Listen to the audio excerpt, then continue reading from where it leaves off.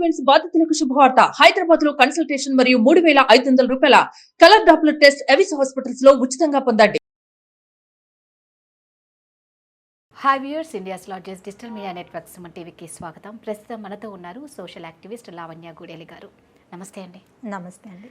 లావణ్య గారు, మనం Kolkata incident trainee doctor అభయ విషయానికి వస్తే, నిజంగా గత వీడియోలో మీరు చెప్పినట్టు ఫస్ట్ ఆఫ్ ఆల్ అన్యాయం జరగకుండా మనం చూసుకోవాలి, ఒక రక్షణ కల్పించాలి. తర్వాత అన్యాయం జరిగిన తర్వాత పోరాడడం కన్నా ముందే అలాంటివి రాకుండా మన దగ్గరకు వస్తే మనకంటూ ఒక రక్షణ ఉంటే నిజంగా అందరం చాలా సంతోషంగా ఉంటాం. నిజమైన స్వతంత్రం అప్పుడు భారతదేశానికి వచ్చినట్లు మనం అనుకుంటాం. అయితే ఇదంతా జరిగింది, అమ్మాయి నరకం అనుభవించింది, ఆ అమ్మాయి వెళ్ళిపోయింది. నెక్స్ట్ వాళ్ళ పేరెంట్స్ పరిస్థితి నిజంగా తలుచుకుంటే, ఆ బిడ్డ గుర్తులు చూసుకుంటూ సాయంత్రం అయితే బిడ్డ ఇంటికి వస్తుందని ఆ తల్లిదండ్రుల ఎదురు చూపులు, ఆ బిడ్డ బట్టలు కానీ బుక్స్ కానీ, ఎన్నో కలలు కన్నా డాక్టర్ అయిన ఆ బిడ్డ వస్తుందని ఎన్నో ఆశలతో ఆ బిడ్డను పెంచి కొన్ని లక్షలు పెట్టి ఖర్చు పెట్టి ఆ బిడ్డను చదివించి చెట్టంత కూతుర్ని పోగొట్టుకున్న ఆ తల్లిదండ్రుల దుఃఖం ఎవ్వరూ తీర్చనిది, ఎప్పటికీ అది తీరని లోటు. వాళ్ళకి మనోధైర్యం కావాలి. ఎలా అండి? కోల్కతా డాక్టర్ ఇష్యూ చూస్తే వాళ్ళ తల్లిదండ్రులే కాదు, చాలా మంది తల్లిదండ్రులు చెల్లించిపోయారు. ఇప్పుడు మనం ఒక 2 రోజులు ఒక పర్సన్తో కలిసి ఉంటేనే చాలా జ్ఞాపకాలు ఉంటాయి, ఫ్రెండ్షిప్ చేస్తేనే. అలాంటిది కన్న కూతురు, మేబీ ఒక మనం యావరేజ్ ఏజ్ 30 సంవత్సరాలు వేసుకుంటే, అండ్ డాక్టర్ అవడం అనేది చాలా టఫ్ థింగ్. అన్ని రోజులు నిద్రపోకుండా తినకుండా చదివిన రోజులు ఎన్నో ఉండుండొచ్చు. ఓకే, ఇంకొక సంవత్సరం అయితే ఒక సక్సెస్ఫుల్ డాక్టర్గా బయటకు వచ్చి ఎంతోమందికి సేవ చేసి ఎంతోమంది ప్రాణాలని బ్రతికించేది. చెస్ట్ మెడిసిన్ అనేది very high high level of course అన్నమాట. సో ఇప్పుడు పేరెంట్స్ ఒక డైలమా, అంటే వాళ్ళకి ఏడవడానికి కూడా కన్నీళ్ళు రానటువంటి, గుండె కఠినమైపోయింది అంటారు కదా, ఆ పరిస్థితుల్లోకి వెళ్ళిపోయి ఉంటారు. ఇప్పుడు వాళ్ళకి కావాల్సింది మానసిక ధైర్యం మాత్రమే. ఇప్పుడు ఈ న్యూస్ కూడా చూసినప్పుడు చాలా మంది రకరకాల ఫేక్ న్యూస్ వస్తున్నప్పుడు కూడా వాళ్ళ కూతురి మీద చాలా మెంటల్గా డిప్రెషన్ కూడా వెళ్ళే ఛాన్సెస్ చాలా ఉంటాయి. సో బంధువులు కానీ, ఎవరైతే పరిచయస్తులు కానీ, వీళ్ళందరికీ రిక్వెస్ట్ ఒకటి ఏంటంటే, వాళ్ళకి మనోధైర్యం ఇవ్వండి. మనం వెళ్ళిపోయిన డాక్టర్ని తీసుకురాలేము అది, బట్ బ్రతుకున్న పేరెంట్స్ వాళ్ళు ఒక ట్రామటైజ్, మీరు చూడండి, మన బ్రెయిన్లో ఒక చిన్న నెగిటివ్ థాట్ మన ఎముకలు విరిగిపోతే ఎంత పెయిన్ వస్తుందో అంత పెయిన్ ఇస్తుంది. ఓకే, సైంటిఫిక్గా న్యూరో సైన్స్. సో అంతటి పెయిన్ అనుభవించుకుంటూ మేబీ ఒక డికేడ్ అయినా సరిపోదు వాళ్ళు మర్చిపోవడానికి, అసలు మర్చిపోవడానికి వీలు ఉండదని.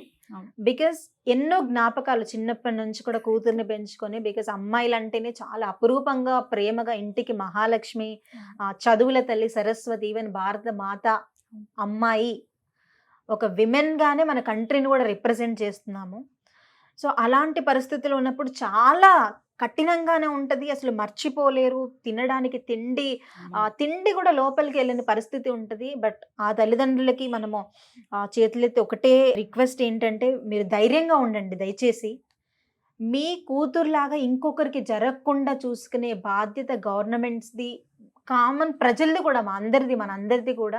సో మనందరం కూడా చెయ్యి కలిపి ఒక అడుగు ముందుకేసి మన కామన్ వాయిసెస్ని, కామన్ మ్యాన్ వాయిస్, మన కామన్ ప్రజల వాయిస్ గొంతుకని గవర్నమెంట్స్కి వినిపించి, ఎప్పుడైతే న్యాయం వస్తుందో వాళ్ళు అప్పుడైనా మా కూతురు ఆత్మ శాంతిస్తుంది అనే ఒక సంతోషాన్ని వాళ్ళు డెఫినెట్గా అనుభవిస్తారు. మనం నిర్భయ చూసుకుంటే డికేడ్ 10 నుంచి 15 ఏళ్ళు పట్టినప్పుడు కూడా న్యాయం వచ్చినప్పుడు వాళ్ళ తల్లిదండ్రుల ఆనందాన్ని మనం టీవీ ఛానల్లో చూస్తే, కూతురు నిజంగానే బ్రతికొచ్చిందని ఒక కైండ్ ఆఫ్ సంతోషం వచ్చింది. సో వాళ్ళకన్నిటినైతే మనం తీర్చలేము, కానీ న్యాయం ఇచ్చి, ఎలా న్యాయం ఇస్తామో, ఉరి తీసినంత మాత్రాన నిజమైన న్యాయం రాదు. నేనేమంటానంటే, అలాంటి డాక్టర్స్, అలాంటి టీచర్స్, అలాంటి ఇంకో ఆడపిల్ల పతనం అవ్వకుండా చూసుకోండి, రక్షణ ఇవ్వండి, అదే నిజమైన న్యాయము. కరెక్ట్. మనం ఒక్కరి కోసం పోరాడితే కోల్కతా డాక్టర్ వరకే ఇష్యూ ఉంటుంది. మన ఆడపిల్లలందరి కోసం పోరాడతాము. సో ఈ తల్లిదండ్రులు మానసికంగా ధైర్యంగా ఉండాలి. డెఫినెట్గా న్యాయం వస్తుంది, నమ్మండి. సిబిఐ బ్యాక్ ఎండ్లో చాలా గట్టిగా పనిచేస్తున్నారు. కొన్ని పరిస్థితులు మన చేతుల్లో ఉండవు. చాలా మంది తలరాత అంటారు, డెస్టినీ అంటారు, కొన్ని రిలీజియన్స్ కొన్ని రకాలుగా చెప్తారు. కానీ మనం ఒకటే గుర్తుపెట్టుకోవాలి, బంధాలన్నీ కూడా పరిమితం కాదు. నిజంగా ఇదంటే ఒక నెగిటివ్ మోడ్లో జరిగింది. కూతురికి పెళ్లి చేసి అత్తవారింటికి వెళ్ళి ఎన్నో రకాల ముచ్చట్లు తీర్చుకోవాలనే ప్రేమ, ఒక బాధ్యత తల్లిదండ్రులకు ఉంటుంది. సో అవేవీ లేవే. నా కూతురు న్యాచురల్ డెత్ అయినా ఇంతగా బాధపడరు. మానసికంగా తనని అరెస్ట్ చేసి, ఫిజికల్గా అరెస్ట్ చేసి, బ్రూటల్గా మర్డర్ చేసినప్పుడు అసలు ఎలాంటి బాధ నా కూతురు అనుభవించి ఉంటుంది ఆ టైంలో అనే ఒక ఆలోచనే వాళ్ళలో గూస్ బంప్స్ అనేది పుట్టిస్తుంది. కాబట్టి సో ఈ తల్లిదండ్రులకి మీరు చేతనైనంత వరకు బంధుమిత్రులు కానీ, స్నేహితులు కానీ, హయ్యర్ అథారిటీస్ కానీ వెళ్ళినప్పుడు వాళ్ళకి మనోధైర్యం ఇవ్వండి. మీ కూతురికి న్యాయం జరుగుతుంది అనే ధైర్యం ఇవ్వడం మాత్రమే కాదు, ఎంత త్వరగా వీలైతే అంత త్వరగా న్యాయాన్ని, జస్టిస్ని ముందుకు తీసుకురండి. సో తల్లిదండ్రులు కూడా దయచేసి మీరు ఒక విషయం అర్థం చేసుకోవాలి. మన చేతిలో కంట్రోల్ చేయలేని పరిస్థితులు ఎన్నో ఉంటాయి. సో మీ కూతురు చనిపోతుందని మీరు ఊహించలేదు, ఆవిడ ఊహించలేదు. సో మీరు ధైర్యంగా ఉండండి, పాజిటివ్గా ఉండండి. డెఫినెట్గా న్యాయం వస్తుంది అనే ఒక హోప్తో ఉండండి. దేవుడు మన దగ్గర నుంచి ఒకటి తీసుకెళ్తే ఇంకొక మంచి ఇస్తారు. సో ఆ మంచి ఏంటో, ఆ మంచి కోసం ఎదురు చూడండి. మనం ఏడుస్తూ కూర్చొని చేతులు ముడుచుకుంటే ఎప్పటికీ మన పరిస్థితులు మారవు. సో తల్లిదండ్రులకు వాళ్ళు మాత్రం పోరాడలేరు. ఇప్పుడు వాళ్ళకి ఇంకో థ్రెట్ ఉండొచ్చు.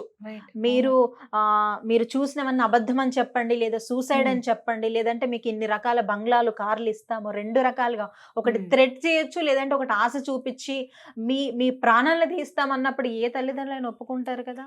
సో ఇలాంటి థ్రెట్స్ వాళ్ళ మీద ఉండే అవకాశం ఉంది. కాబట్టి పోలీస్ యంత్రాంగం కూడా అప్రమత్తమై వాళ్ళకి సేఫ్టీ కలిగించండి, వాళ్ళకి రక్షణ కలిగించండి. ఈ కేసు అంచు వరకు ఎప్పుడైతే ఒక కంక్లూజన్ వచ్చి, ఒక ఎండ్ కార్డు పడి, ఒక జస్టిస్ జరుగుతుంది, అప్పటి వరకు తల్లిదండ్రులకు కూడా థ్రెట్ ఉండే అవకాశం ఉంది. కాబట్టి ఈ పోలీస్ యంత్రాంగం కానీ, గవర్నమెంట్ నాయకులు కానీ వాళ్ళకు ఒక రక్షణ కల్పించండి. మనం ఒకటే చెప్పగలుగుతాము, మనం కంట్రోల్ చేయగలిగే పరిస్థితులు మనలో కొన్ని ఉంటాయి, కంట్రోల్ చెయ్యలేనివి మన చుట్టూ ఎప్పుడు ఉంటాయి. సో మన ఆడపిల్లల్ని మనము ఒక వెపన్స్ లాగా తయారు చేద్దాం. వెపన్స్ వాళ్ళు క్యారీ చేయొద్దు, వాళ్ళు ఒక వెపన్ అవ్వాలి. అది ఎప్పుడవుతుంది అని అంటే రాజకీయ పాత్ర ఉంది, ప్రభుత్వ పాత్ర ఉంది, కామన్ పీపుల్ పాత్ర ఉంది. ప్రతి ఒక్కరు కూడా ఒక సేఫ్ స్పేస్ క్రియేట్ చేద్దాము. సో ప్రతి విమెన్ కూడా ఒక పవర్ఫుల్ వెపన్గా మీరు తయారైనప్పుడే మీకు ఎక్కడి నుంచి ఎలాంటి సమస్య వస్తుందో మనకు తెలీదు. ఎప్పుడు కత్తులు, యంత్రాలు మనము క్యారీ చేస్తూ ఉండలేము. కాబట్టి మీరే ఒక పవర్ఫుల్ వెపన్ అయ్యి మనముగా రక్షణ కల్పించుకుందాము. మనముగా మన చుట్టూ ఒక రక్షణ కవచాన్ని ఎలా క్రియేట్ చేసుకుంటామో గవర్నమెంట్స్ ఇనిషియేటివ్స్ తీసుకొని ఇలాంటి లాస్, ఫాస్ట్ ట్రాక్ కోర్ట్స్ కానీ, ఇప్పుడు పాష్ అని prevention of sexual harassment, work place లో ఇలాంటి లాస్ ఉన్నాయి. మీరు బయటికి తీసుకురండి. కొన్ని కోట్లు ఖర్చు పెడుతున్నారు. ఎందుకు అసలు కొన్ని కోట్లు ఖర్చు పెట్టి ఎందుకు ఇదంతా చేస్తున్నారు?